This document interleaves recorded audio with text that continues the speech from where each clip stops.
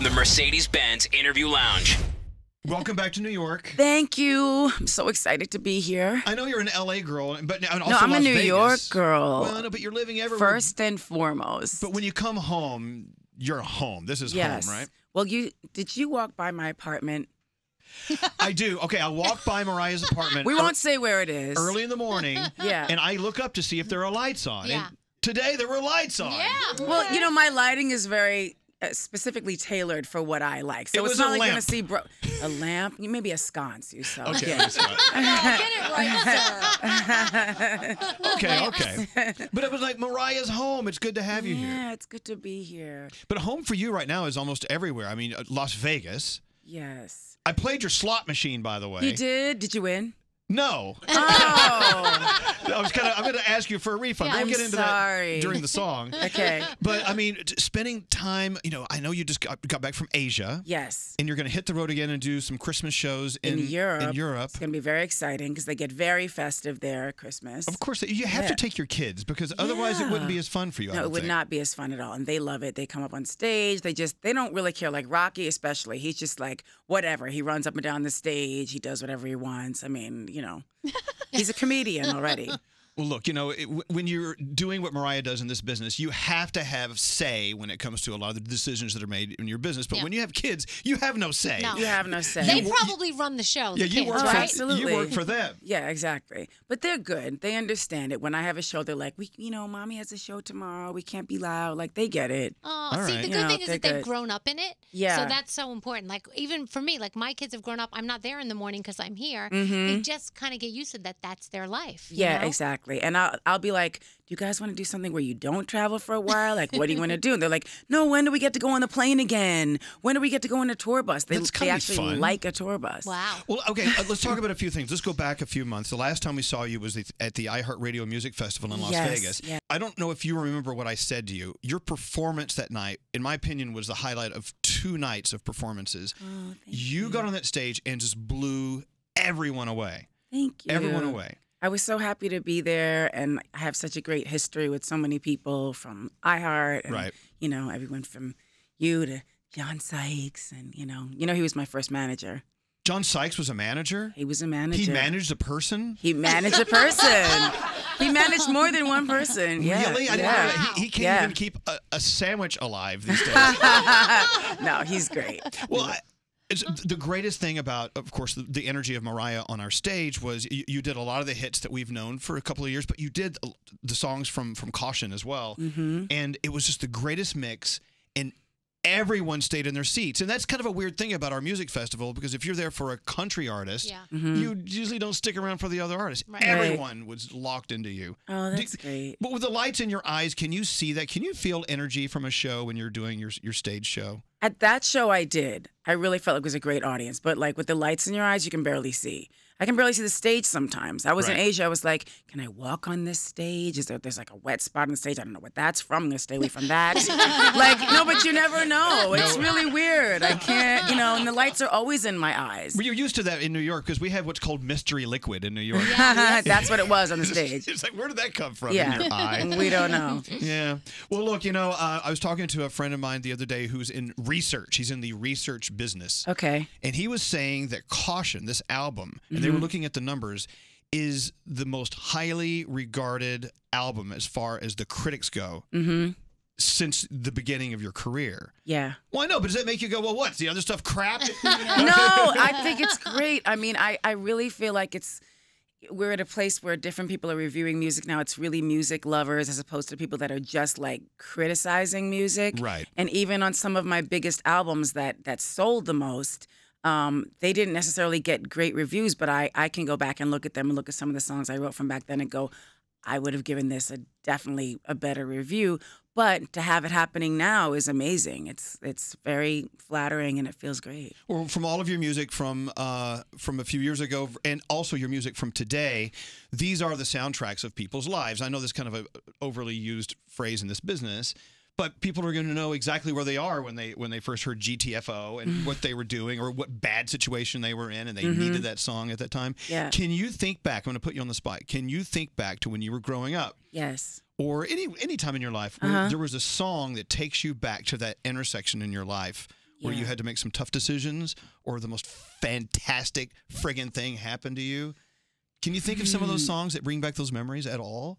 Well, you know, it's so hard because I've been doing this now for more than half my life. So I always have these memories associated with like you'll ask me, okay, what were you doing in 1997? I'm like, da-da-da, that was Butterfly. You know what I mean? I know what was going on in my life during that because I was immersed in making that album. But if it's like when I was a little girl and I was like driving down the street with my mom or something, listening to the radio and hearing Loving You by Minnie Riperton, I can remember trying to hit those notes and never being able to and figuring out like, oh, that's a different placement in my voice and that's how that happens. And like I have those things or like running home to watch the Michael Jackson Thriller video or something like that. I mean, just looking at things that made me say, I want to do this when I grow up. So those were the songs in your life that actually turned up the heat.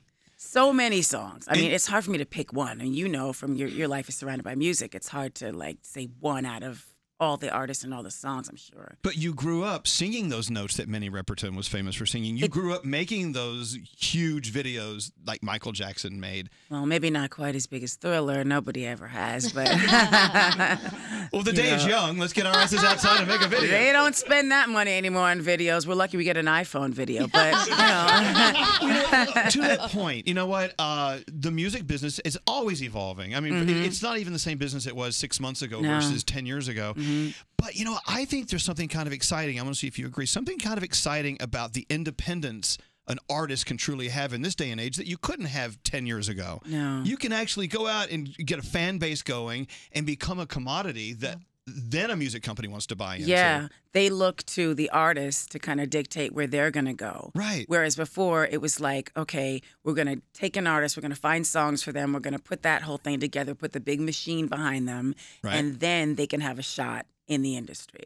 And my thing was a little bit different because I was with that demo tape, as we've talked about many times before, struggling with my songs that I'd written in the back of a woodshed here in New York, like just, you know, from the time I was a teenager. So that was a little bit different than what then became the mode, which was like people getting on TV shows and getting their career started, jump-started from that.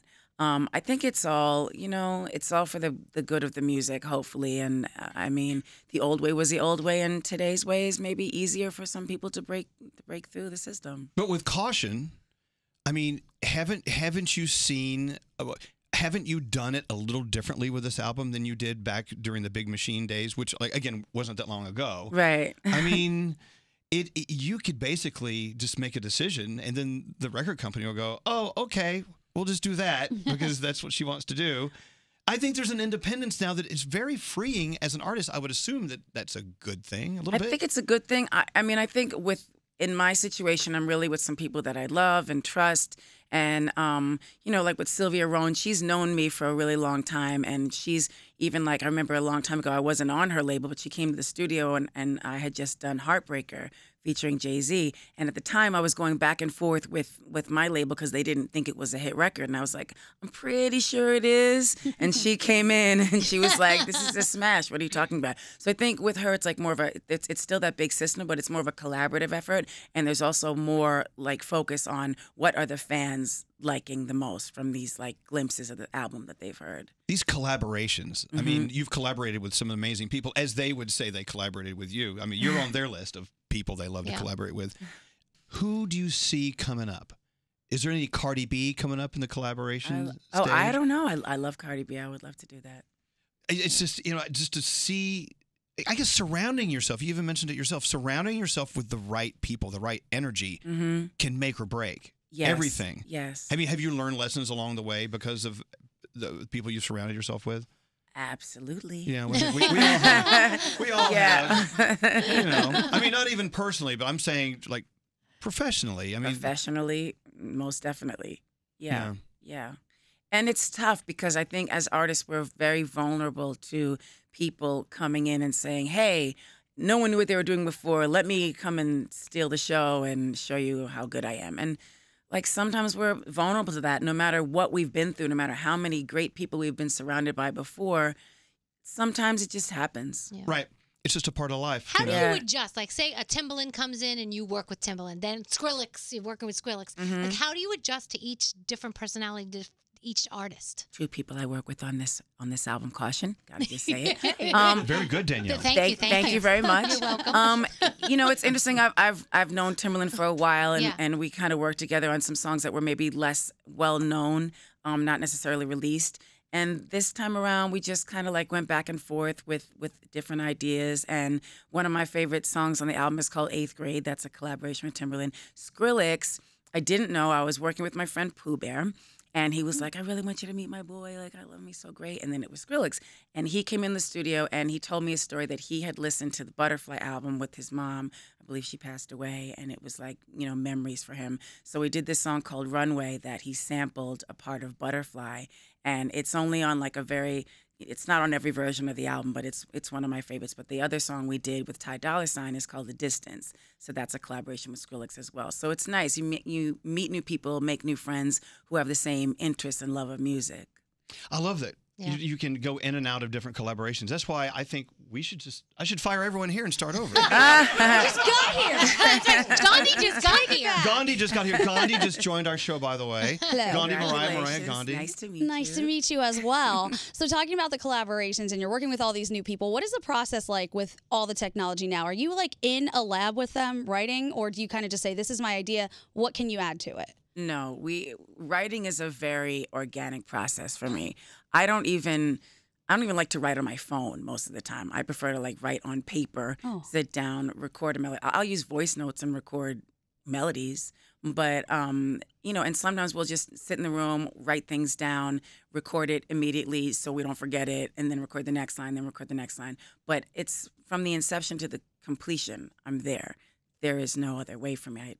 I couldn't do it any other way. I've been doing it that way since I was a teenager. That's what I love. It's kind of fantastic how all performers, all artists have a different way of doing it. Yeah. We've had people like Sia, for instance, came in and she would play her voice notes, and we were just blown away at how she writes a song. Yeah. Just recording it. She'll just sing all these words that don't make sense to this tune that she wrote, and then she goes back later and adds And fine tunes it. I understand and that. it's a miracle. I do that sometimes. It's like you're mumbling. Right. You're mumbling this melody. You know where you want it to go. But then later it's like, I'm going to fix that lyric because we're not going to talk about sunglasses and a microphone, although that could be cute too. You never know. You never know. But sometimes it's just like a stream of consciousness. I have an idea. Mariah Mumbles. It's a new album. That's the way it starts a lot of the time. Fit right in. I have to wonder, because I know that you used to be a late, early morning Sleeper. Well, no, you like to stay up late and record. You used to be like that. I don't know. still Are you still am. that way? Yeah. That's why getting up this early, I hats off to you because And we I know how you do appreciate it. it. But do you ever find in those wee hours of the morning, you know, Mm-hmm. in a dark studio, maybe it's just you and your microphone, you have some people in a booth on the other side of the glass. Mm-hmm. Do you ever find yourself getting emotional with the music? I mean, where you're so into what you're doing, you kind of have an out-of-body experience in it. You experience your craft, your art in a way that kind of throws you off a little bit, maybe surprises you sometimes. You know, it's interesting. I pretty much kick everybody out of the studio. I mean, they're not even behind the glass. It's just me and my engineer, and I'm like, okay, see you guys later. Right. You know, because of that, I want to be able to feel emotional if that's where the journey's taking me. There's a song on this album called Portrait that is very kind of a deep song. I took like 2 days to write it. I was in bed just writing, you know, from my heart and writing like about a glimpse of where I'm at and in my life, looking back, being in the moment as well. And it doesn't really necessarily go with all the other songs, but it goes with my tradition of putting one of those types of songs on my album for the fans. So I think, if anything, that song gave me that vibe. I've always wondered if you're an artist in front of a canvas with your paints, or if you're on stage doing a song or in a studio by yourself, doing a piece of your art, and you just get so caught up in the emotion of it, and you're not really thinking of a specific thing that's happened to you or something someone said to you. You just get this thing you can't explain, and you just cry, or you just laugh, or Yeah, because or art is not an exact science. No. And a lot of it is not even explainable how you come up with your art. It's true. And even it's like when you're first playing a song for someone that's very personal and you're playing it for a few people in a room, it can be very emotional. Like I definitely experienced that with the song we were talking about, Portrait. I experienced that and I was like, wow, this is kind of like a major glimpse at who I am as a person. And it just became like a little bit emotional for me and maybe for some of the people listening to the song and stuff like that. So I don't really listen to it that much when I'm listening to the album. I might fast forward it. Wow. But then if I'm alone, I'll listen to it. Right. Yeah. You know, these are tough things for all of us to face. I mean, actually standing in front of a mirror and staring at yourself and actually discussing with yourself who you are and where you are in life and things that you want to purge to only yourself. Mm-hmm. I have to imagine there's a thin line between your art, your craft, and something that's in a personal place that it's all yours. None of us are really allowed in there, except for these glimpses on your album, which is, and I guess, good for you. It's good for me. There are glimpses, and there's also ones we were just talking before I walked in here about, previous albums and different things and songwriting. And I was thinking about the album Daydream, which is very festive, and it's got fantasy on it, and it's got One Sweet Day is not festive, but, it's got these big kind of Always Be My Baby, fun songs. And the last song is Looking In, which I wrote in 15 minutes. I kind of woke up, snuck into the other room, wrote Looking In, and it's still one of my most personal songs. But, you could play it next to Portrait from the album Caution, and it would definitely be like, okay, this is the same person. It's just fast forwarding to a little bit later on in their life, but I see the same technique of kind of, like you said, like a purging type of a moment. Right. Well, that's the thing. When you hear your favorite artist, no matter what album you're listening to, this is a lot of personal stuff going on here. Yeah. Never, ever discount that. Let's talk about the holidays. I know you love holidays. Yes, I do. I know you're a big Halloweener. I am. I don't know that I'm the biggest Halloweener. Where is he? Aren't you? Halloweener. A big, thick, fat Halloweener. I love that. I mean, okay, I know you love Christmas. And I love Christmas. Especially if you're going to take your holiday tour through Europe, which, as you said earlier, is like the birthplace of Christmas. I guess that would be Bethlehem. I don't know. That'd be Bethlehem. Let me Yes. think this through. You love Santa Claus. One time, you probably don't remember this. When you were doing one of your shows here in town, your Christmas shows, you actually said, "Hey, Elvis, if you want, you can dress up as Santa and come up on stage." And then it never paid off, and you probably don't remember. But I feel bad if it didn't happen. Well, I know, and maybe I'll fly over to Paris, meet you there for a Christmas show. I mean, it's no inconvenience. Come on, come over to Paris. Out of all the guys you've had in your life, isn't Santa your favorite? Of course. Please welcome to the stage the one and only. Oh, dear God. just my for you, gosh. Santa's Merry Christmas, Mariah! I am so scared. Do you have a bag full of prizes for Mariah? Only if she's been a good girl. Have you Well, been a Santa, good you girl? know I've been a good girl. You know me. So why are you acting like we're not friends? Mariah, let's see what we Let's have in see here. what we have. No, as you know, Santa, you went to the. Did you go to the dollar Santa's store? very- He went to the dollar store, dog. Did he really? Santa But it's supposed to be getting this from the North Pole. I'm sensing this might not be my Santa. But that's okay. I'll see him I don't think this is anybody's Santa. It's a toilet Oh, plunger. no. All right, I maybe think, do we have an imposter here? Because we can't break the children out there who are watching this. They can't. We can't break their hearts. maybe it gets better. Maybe it gets Okay. Next time you wash your car, have the chamois. the chamois. Okay. Which is great for a long day of thick makeup. It takes a while. All right, come on, Santa. We're on a time budget. If ever you're moving, there's a for sale sign. Okay. Your apartment, when you're ready to sell, we'll put that up. No, So that'll get the buyers faster. you never know. All right, come on, Santa. Oh, What is this? for your finger painting. Finger painting. I can use that for the kids. That's Let's for the see. kids. Yes, that Let's one. see. We'll found save something. this. We found something that works. Come on, Yes. Santa. One more gift for Mariah, then we really got to get your ass out of here. You got to get back to the North Pole. Yeah, you do. Hurry. Something about this Santa is unsettling. Yeah, this, Yeah, I don't what know it if this is my guy. this is but, you creepy know, Santa. When I do my shows, we'll have the real The guy. real deal. There you go. Mariah, all the kids want it this year. You put your finger in here, and it makes farting noises. Oh, you can keep that one, Santa. That's All right, great. well, here we go. So the star of sweet. Mariah's Christmas show. Yeah, we're gonna have a different situation. Thanks, Santa. Thank you, Santa. Thanks. Take your toilet brush All right. with you. Yeah. Yeah. You don't want that. No, take that. Thank you, Santa. Elvis, next time I'll call my guy. Yeah. Bye. I don't know. He's okay. All right. Let's not leave we him love feeling him. all We love sad. him. No, he should feel happy. We yeah. love sad Santa. my Yeah. All right, look, we've got lots to look forward forward to this next year? I mean, you're going to be back in. Are you back in Vegas for more? Back in Vegas in February. Yeah. Right. And so, what's your schedule like in Vegas? Are you? I mean, on stage versus off stage? Like, how many days? More on stage than not off stage. Okay, I'll Google Sorry, it. I'm still awake. Yeah, I don't have the schedule in front of me because I'm still in this moment of Caution and releasing Caution, and then right up to Europe. Right. And then back in February to also Caution World Tour. So you got a couple things going on. A couple things going on. Not really, but Christmas will be in Aspen. Yeah. With the real Santa. He has real reindeer. This is why I can't with this. You don't understand. You don't understand what we really do.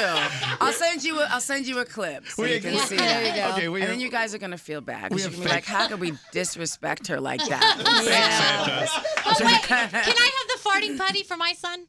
Darling, anything with that name you can take. Look, regifting is a very, very recycling. As a matter of fact, you can have all of them. So Caution World Tour, of course, Las Vegas is waiting for you if you want to see. If you want to play the slot machine, it's there. Yes. You just came home from Asia, but off to Europe for some holiday shows. Yes. And you're a mommy. You got all sorts of stuff going on. A lot of stuff going. And yes, the Caution World Tour begins in February as well. All right. Yes. Now, you've done this before. I've these done it world tours. before. I mean, is it like I can't wait, or is it oh boy, here we go again? How do you feel right before the tour? I'm excited for this one because I'll be doing the new material from Caution as well as fan favorites and other songs. So that's cool. But I am eyeing this microphone. I don't know who made this for you, but it's fabulous. Oh, my gold mic? The gold mic with the Elvis Duran I think on the this side. was for my 50th birthday. Yes. Yeah, it was. From Electro voice. I'm only 41 years old, so what the? I don't know. These people are always rushing things. Stop Don't let them do it to you. We don't know numbers. Let's slow it down. Let's slow it down. And I must say again, and to see you with iHeart on the stage in Las Vegas was just tremendous. I know, we toasted with a glass of wine after the show. Did. I look forward to toasting with you anytime you want to toast with us. Likewise. Mariah Carey, of course, Caution. What do you want to play? GTFO, The Distance? Let's play The Distance. What do you want to play? Make a request. Play The Distance, sure. All right, Ty Dolla $ign's on there. Of course, Mariah Carey, I hear she's on it as well. Yeah. Thanks for coming in, Mariah. Thank you so much for having me. Happy holidays. Merry Happy Christmas. holidays, everybody. Thank you.